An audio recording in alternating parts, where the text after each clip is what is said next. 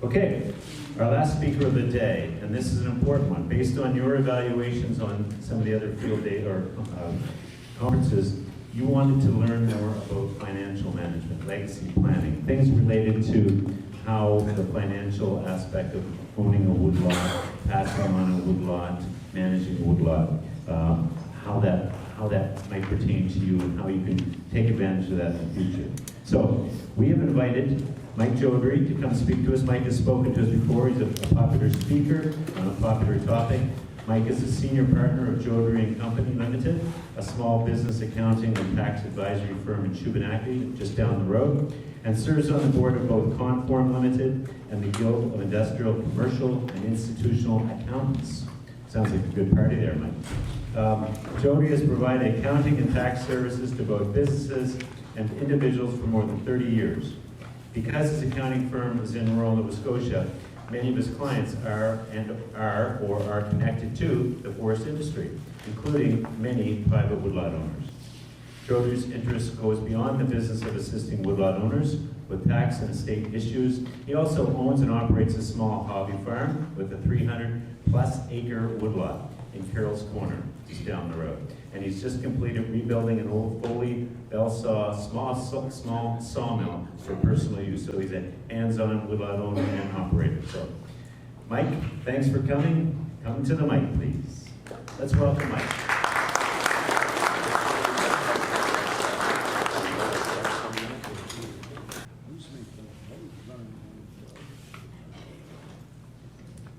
Well, good afternoon, everybody. Sorry about that. According to the agenda, I should have finished speaking for 28 minutes ago.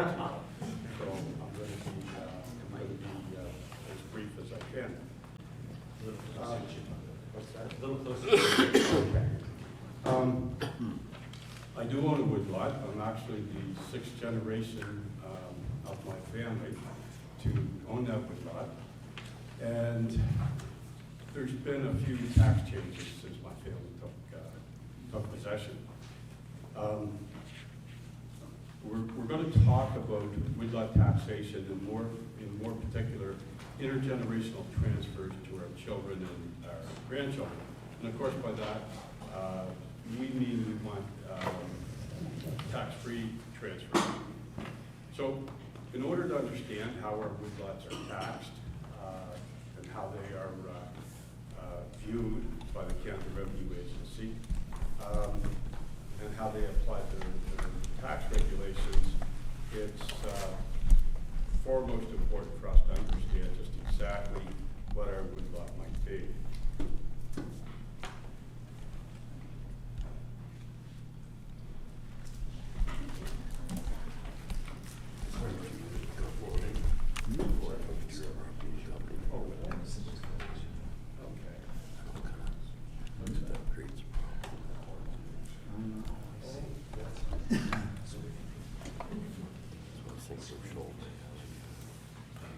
Okay, well, let's connect to that.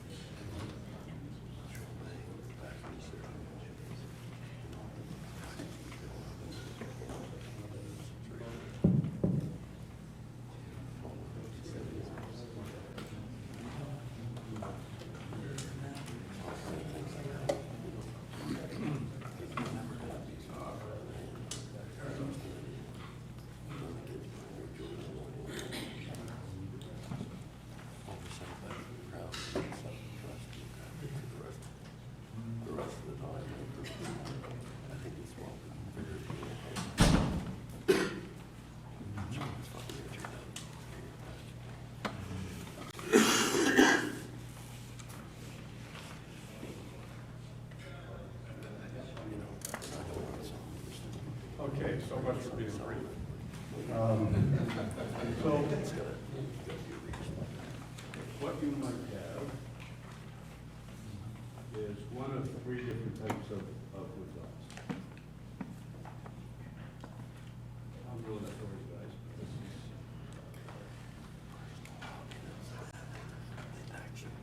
Our technology has changed it on personal property recreation.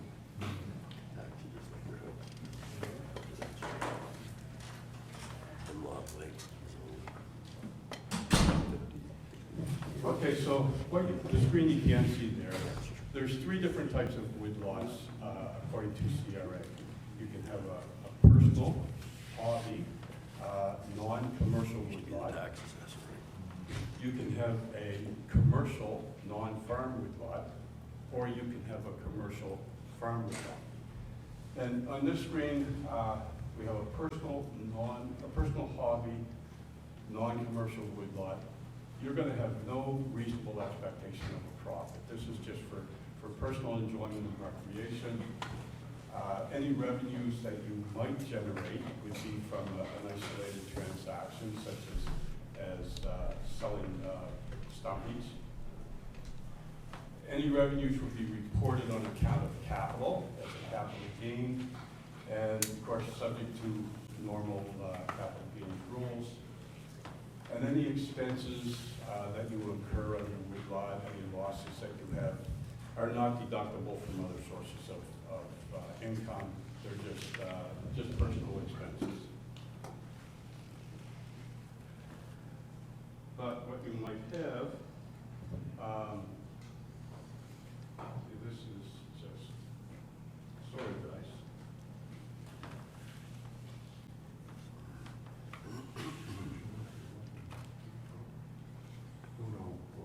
So what you might have is a commercial non-farm woodlot. And if you have that, then you have a reasonable expectation of a profit. The main focus is going to be logging or the production of timber.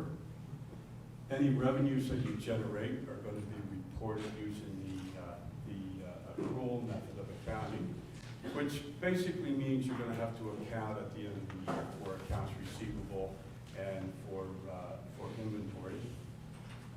Any losses that you have will be deductible from other income, and they're not restricted.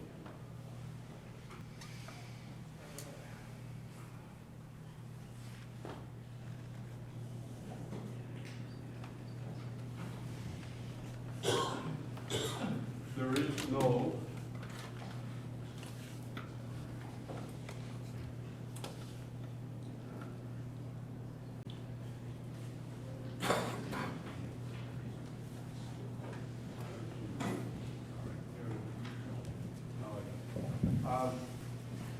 there's no intergenerational rollover to your children involved with the non-farm woodlot.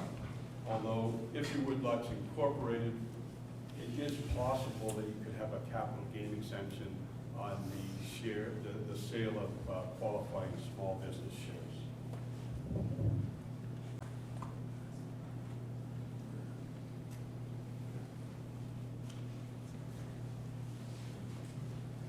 So this is, if your intent is to have that tax-free intergenerational rollover, then having a commercial farm woodlot, that would be the holy grail.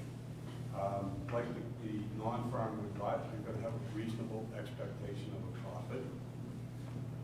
You're going to be able to utilize the cash method of accounting when you're computing your income, and that will eliminate the need to track and report receivables and inventory at the end of the year.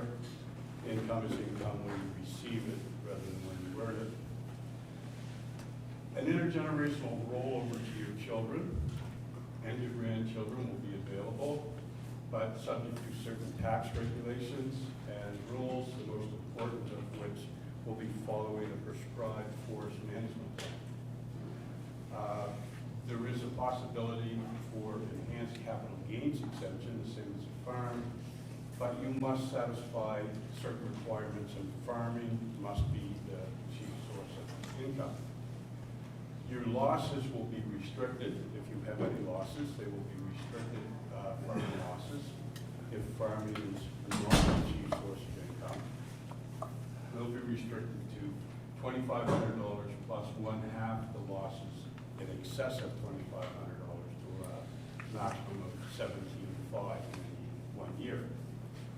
This is very important. You must show the main focus goes beyond logging and timber production to include a significant amount of attention is paid to the growth, the health, quality, and composition of your woodlot pursuant to a prescribed forest management plan.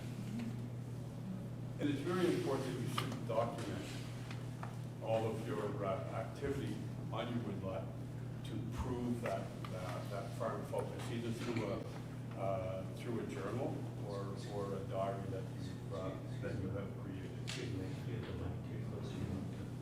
Sure.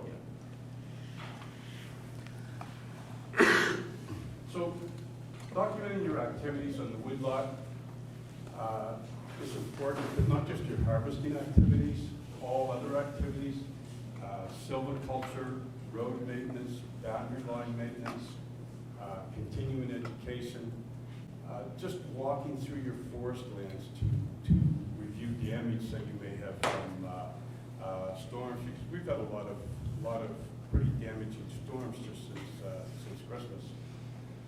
You want to make sure that you document those inspections. CRA describes the forest management plan that I spoke of, a prescribed plan, as a written plan that is approved in accordance with the requirements of the provincial program that was established for sustainable management and conservation, or one that's been certified in writing by a recognized forestry professional, a professional who has a degree or a diploma that's or a certificate recognized by one of 3 different agencies: the Canadian Forestry Accreditation Board, the Canadian Institute of Forestry, or the Canadian Council of Technicians and Technologists. And they further go on to describe what must make up the content of the plan. So I put together, there's a stack of papers beside the ballot box. Includes a few pages of a woodlot journal that you may want to use as an example, and the income tax regulation that describes in detail what must be in a prescribed forest management plan necessary for an intergenerational rollover. And this is what must be in the plan to satisfy Revenue Canada or Canada Revenue Agency. So just pick up a copy when you leave if you wish. So these laws they're very complex.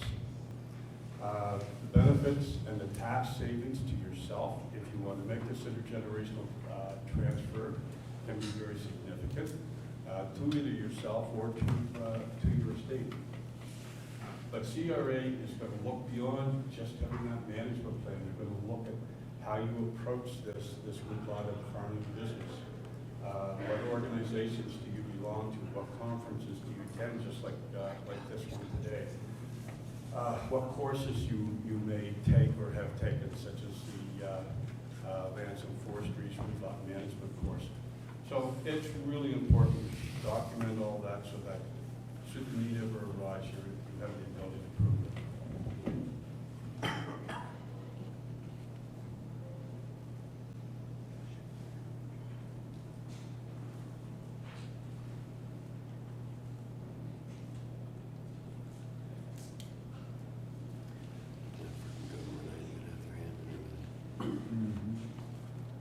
So there's one more thing that I want to discuss today, and I don't know if any of you have heard anything on the news regarding trust regulations in the last while, but it's been on the news quite a bit.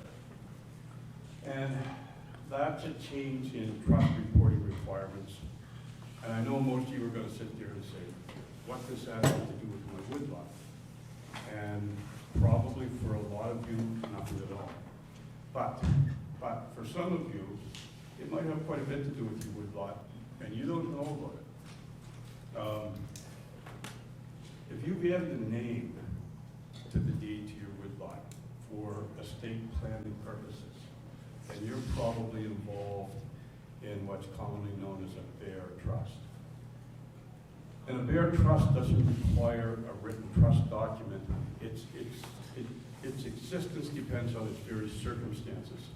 So if you have a name other than your own on the deed to your woodlot, but yet you claim all the revenues and you claim all of the expenses on your tax return, in all probability you're involved in a bear trust.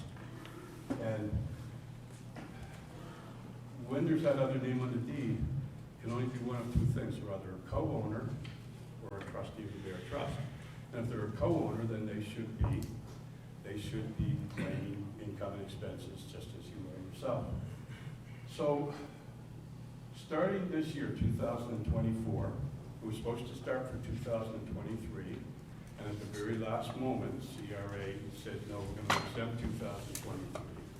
But starting in 2024, if you have that other name on your deed in a bear trust, and you have to file a trust return that's going to disclose the name, address, date of birth, and social insurance number of both the beneficiaries on the deed and the trustees on the deed. And that trust return has to be filed within 90 days of the end of the year. So that's due on March 31st, not April 30th or June 15th when the tax return is due. And there's no taxes owed on that because you've already reported those taxes on your personal tax return. But there are very significant penalties for not filing that return and not filing that return on time. And the only reason I'm bringing this up is because it's a very common occurrence to put someone else's, an adult child's name on your deed for estate planning purposes. I see many people every year who have done that. So I just want to bring that to being involved in a bear trust. I'd strongly encourage anyone to sit down and talk to your accountant or your tax advisor. The rules of this are complex, but have that conversation will be well worth your while.